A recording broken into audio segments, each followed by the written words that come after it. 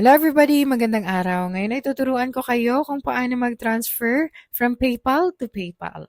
So, ang una natin gagawin ay buksan ang iyong PayPal application sa iyong device at mag-login ka sa iyong account.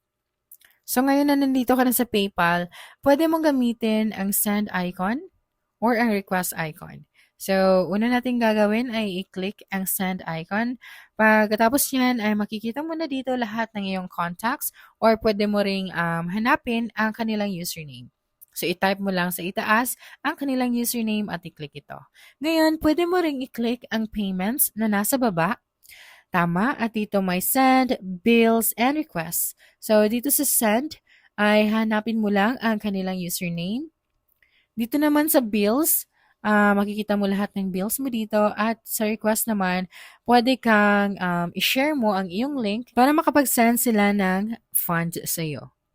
Okay, so dito naman kung gusto mong gumawa ng invoice, i-type mo lang yung password at ilagay ang details ng invoice na iyan. And that's it for this video. If you think this video helped you solve your concern, please subscribe, like this video, and leave your comment below. Bye!